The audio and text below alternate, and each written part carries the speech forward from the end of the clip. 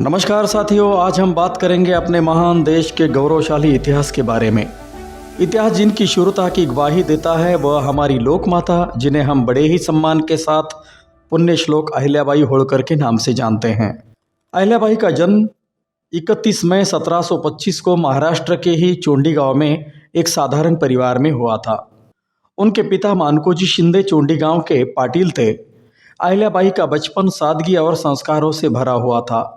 बचपन से ही वे बहुत बुद्धिमान, विनम्र और धार्मिक प्रवृत्ति की थी। उन्हें अध्ययन, धर्म और संस्कृति में विशेष रुचि थी और उनके परिवार ने उन्हें संस्कारों और नैतिक मूल्यों से भरपूर वातावरण दिया था।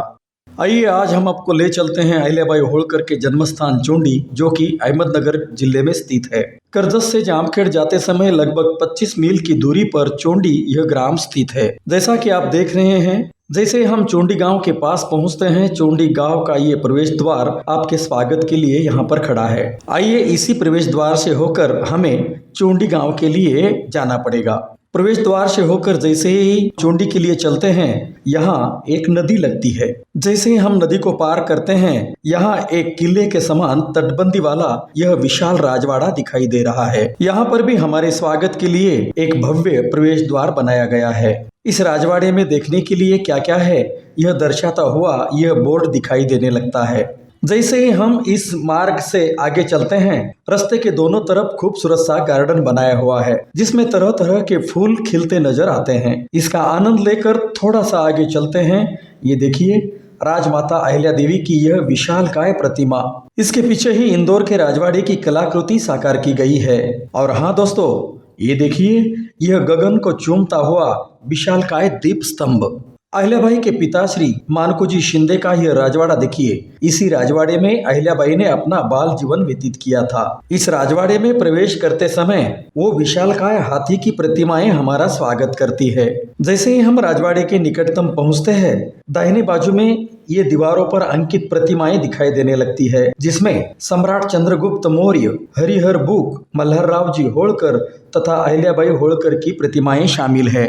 बाएं पर यह विश्राम गृह तथा चावड़ी दिखाई देती है।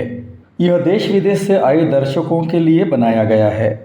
इस राजवाड़े के पिछले हिस्से में आसपास का प्राकृतिक नज़ारा देखने को मिलता है। चारों दिशाओं में किले के ही समान संरक्षक तटबंदी है।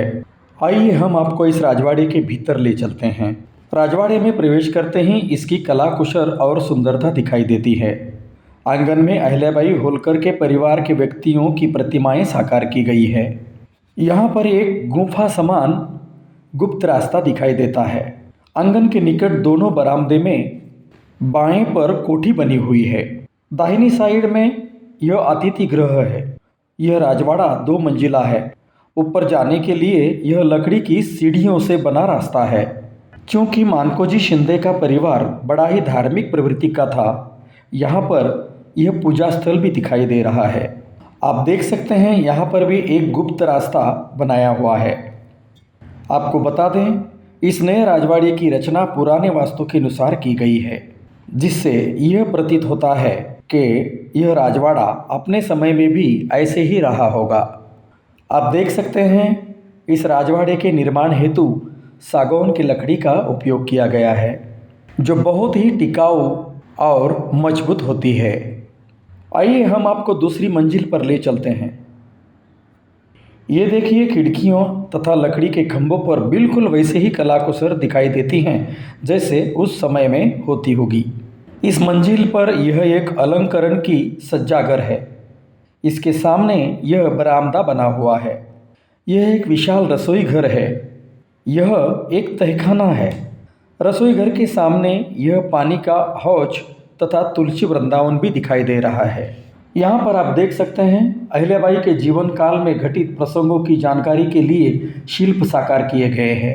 अभी भी इसी गांव में पुण्यश्लोक अहिल्याबाई होळकर के वंशज रहते हैं। इसी गांव के सरपंच श्री अविनाश जी शिंदे, जो कि उनकी 7वीं पीढ़ी से आते हैं, उन्होंने बताया कि साधारण व्यक्ति के लिए काशी विश्वनाथ की यात्रा करना संभव नहीं होता, इसलिए अहिल्याबाई होळकर ने इसी गांव में महादेव मंदिर का निर्माण किया। जो कि काशी की प्रतिकृति माना जाता है। चुंडी के महादेव के दर्शन यानी साक्षात काशी की यात्रा करने के समान है। पुण्य श्लोक अहिल्याबाई होळकर के कार्य को अध्ययन के दृष्टि से आने वाली पीढ़ी को अवगत करने के लिए यह एक छोटा सा प्रयास है। आपको ये जानकारी कैसे लगी हमें जरूर बताइए। इस वीडियो को ज़्यादा से ज़्यादा शेयर कीजिए, फॉरवर्ड कीजिए, लाइक और कमेंट्स कीजिए। फिर मिलते हैं अहिल्याबाई के कार्य से जुड़े एक और स्थान के साथ। तब तक के लिए जय भारत, येळकोट येळकोट, जय मल्हार।